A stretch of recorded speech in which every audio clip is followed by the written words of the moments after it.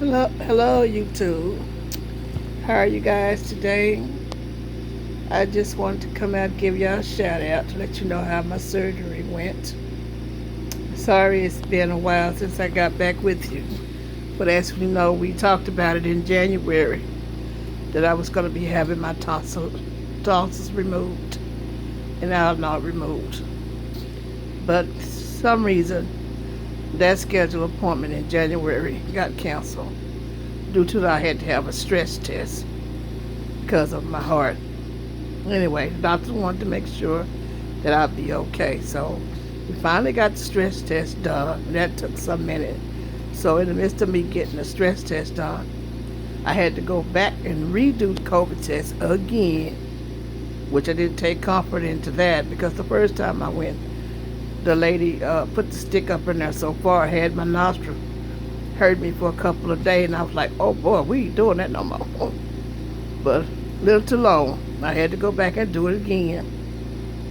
And so I just prayed about it and hoped that I find someone else that had a little more kind of heart and everything. And when I got there, he took his time. He explained to me what he was going to do. He told me to lean my seat back, which she didn't tell me to do that. I leaned my seat back.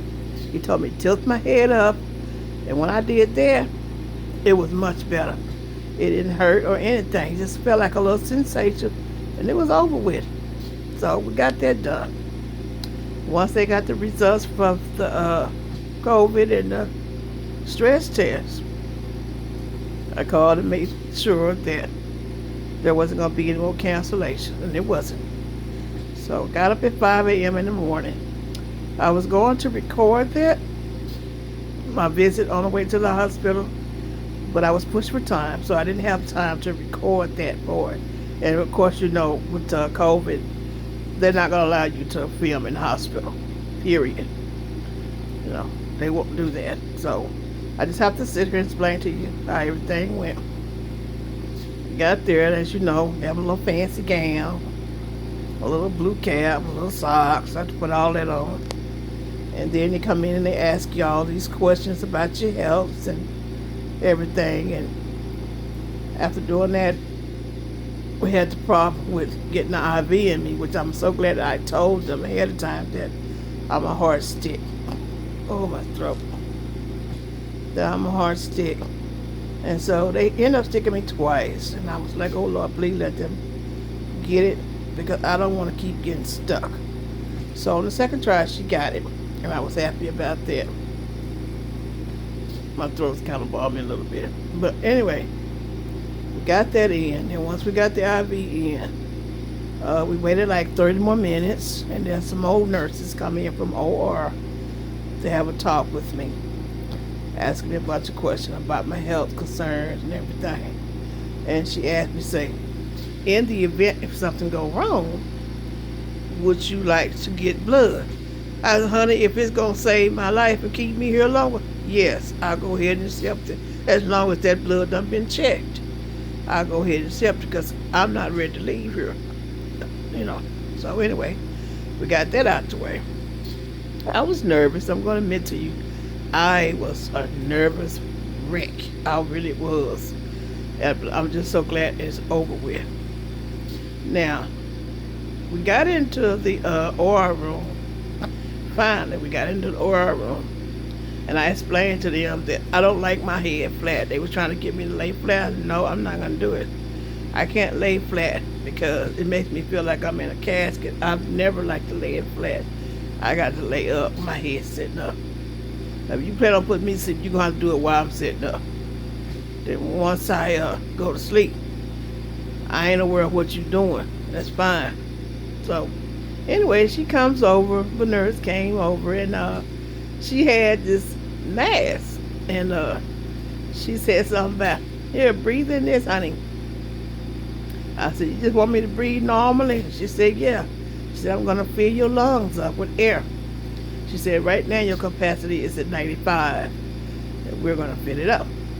So I put the mask over, she put the mask over my face, and she was asking me a couple of questions about something. I don't know what, but I do know this. I think by the time I got 2, 3 words out, I was in somebody else's land somewhere. I don't remember nothing. It was over when I was out. But when I woke up, I was in the recovery room. And so when I was in the recovery room and I was trying to wake up, I could hear somebody trying to wake me up. But I guess I just wasn't responding. Then I finally woke up. When I was waking up, I started holding my throat, and I told the lady. She asked me, said, "What's wrong?" I said, "I'm in a lot of discomfort. I'm in discomfort. My throat hurt." And so she was writing something in the tablet. And I was trying to wake myself up. And I had such a headache. I had a headache. My throat was hurting. My ear was hurting. And I told her, I said, "You got to help me. I'm in pain. I can't take it." So she gave me something for pain. And when she did that, it was okay within 5 minutes or so. It calmed down a little bit. And so she waited about 15, 20 more minutes for me to kind of mellow out with the pain level. And she come back and asked me, "How's your pain level?" I said, "It's tolerable now." So then I got dressed and everything to get ready to go home. But before I did that, no, I didn't get dressed yet, because I told the lady, I said, "Lady, I got a question to ask." I said, "Why am I wet?" She said, "You wet?" I said, "Yeah, I'm wet, and I want to know why I'm wet." She said, "A lot of time when patients have surgery like that, sometimes they'll pee." I said, "Do you reckon I peed while I was on the doctor getting my surgery?" She said, "It's possible." I couldn't do nothing but laugh. I said, "Ooh, I'm so sorry. I probably was dreaming I was on the toilet." Then she said, "Let me check and see." So she checked and see. It wasn't nothing but a little spot. But she said it may be IV fluid or something. But no, you didn't pee. It just might be some IV fluids or something when we discontinued your IV. I said, "Oh, okay then," because I thought I had done peed. So anyway, I got dressed and got ready to go. Now, on my way to the pharmacy, let's talk about that.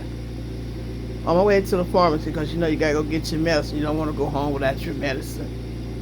I get there to the pharmacy and I pull up to the drive-thru window, and I'm trying to get the medicine that the doctor prescribed to me. And it was very expensive. But I hate to keep going back and forth, but I got to admit to you and give shout out to my doctors and my nurses. They was wonderful to me. And shout out to Baylor. They was nice to me. Everybody treated me with dignity and respect. That is a wonderful hospital. It was nice and clean and professional, and I really appreciate them treating me with dignity and respect. Despite all this COVID-19 going on and they being overworked the way they are, they really treated me right. They did. They treated me with dignity and respect, and I appreciate that. But as I said, about my trip on the way to the pharmacy, I pull up.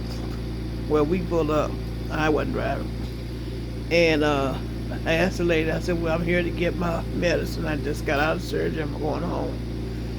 And so the lady know who I am. And she brought the medicine to my advice. She said, "That's going to be $258. Baby, let me tell you something. I done came out of pain. My eyes done got big as a moon.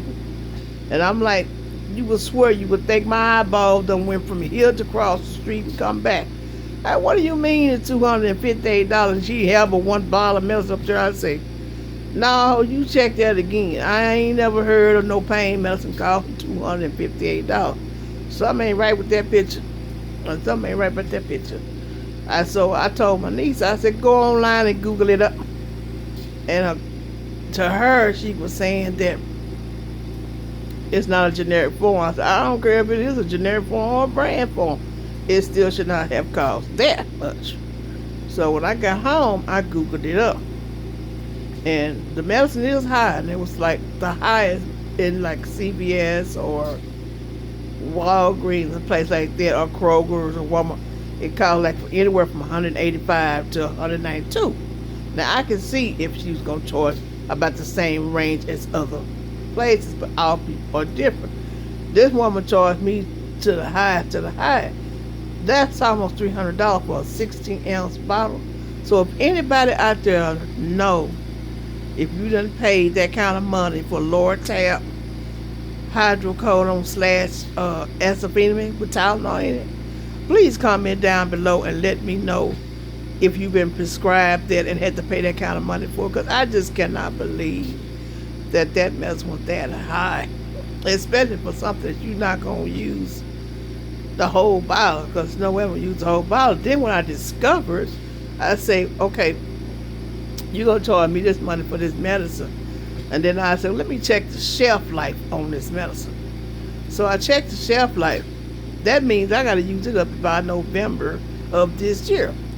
And the bottle that she gave me is supposed to last up to 2 to 3 years. Well, this bottle won't. So I called them back and I let them know, hey, my shelf life on this bottle is only till November of this year. And that's not cool with me. That ain't sitting well with me. I said, because I can't see myself throwing out my medication that I done paid this kind of money for. But I'm letting you know, when it expires, you're going to replace what's still left in my bottle. I'm letting you know it's up here, because I'm not throwing my medicine away. So she agreed to that arrangement. But I said, I feel like I shouldn't have to pay that kind of money if I got insurance, and insurance said they would cover it. So I feel like, to me, that maybe you trying to get me to pay and get them to pay too. You know, people would do that kind of mess. But anyway, I got home, finally, got in my gown, and I was kind of hungry, but I couldn't eat anything right then and there, so I got me some broth, fixed me some broth. I drank that, drank some water. Trust me, I drank plenty of water yesterday. Water all day yesterday. I drank water, ice chip, because she told me, when you get home, let anything cold be your best friend. So I had plenty of applesauce, jello, and stuff like that. Then my ears started hurting. Later on, my ears started hurting me. And so I'm glad that I got the earache medication. I'm glad that I listened to all you guys that did the tonsillectomy. Had I not been watching your videos, I wouldn't have learned about all the things to be prepared for. So by y'all doing that, it helped me out a lot to be prepared for this surgery. So my ears was hurting me, and I just took a little cotton swab, and where is stuff at? Excuse me, but here it is right here. I had got some of this stuff right here. I don't know if you can see it, or you probably can't see it, but anyway, this is what I got. And I put it on a cotton swab, and that's what I use, and it stopped it fast too. It stopped that ear pain fast. But on my pain med, I'm not using it as prescribed because it's too strong for me. I can't do it. You know, it got me taking 15 millimeter every 4 to 6 hours. I can't do it. It's too strong for me. So I only just take 10 every 6 hours. And I just try to fight the pain in between, but I won't let my pain level wake up. That's one thing I ain't gonna do. We're not letting it wake up. I don't want to experience what everybody was telling me about the pain. And of course, this is my second day, and I didn't eat no regular food yesterday. I just did broth, and I did finally eat some cream soup before I went to bed. I watered it down good, heated it up, wait till it got a comfortable temperature, because I wasn't going to stick anything hot in my mouth. So I waited till it got a finger touch where I could stick my finger in it, kind of room temperature. I ate that, and that made me feel a little bit better. So I was starting to get nauseated from that medicine. It would make my stomach hurt. I said, I got to put some on my stomach. I can't keep taking this medication and not putting any food on my mouth. So today is day 2. It's day 2. And how I'm feeling today is my face is swollen. You can see my face swollen. And when I was trying to sleep last night, my throat kept on making all these old funny noises. Like I had a. You ever heard of a frog when they making that noise? Like they throat sticking out like this, like that pulsating. But my throat wasn't pulsating, but it was making funny noises. And I kept, why is my voice making funny noises? So when I went and checked my papers said that my voice will change and it would do that. But it was keeping me, whoa. Oh. Anyway, I just want to touch base with everybody. Let you know I'm here and I'm in pain, but not as bad as some of y'all pain. But I am in pain. But I know they say, I think your 7th, 8th, and 9th, and 10th day is your worst pain of your life. Well, I'm not claiming that. I ain't gonna claim that. Me and God done had a talk. And he knows that I can't handle too much pain. So I ain't claiming that pain. I know I have to expect some form of discomfort, but I ain't claiming it.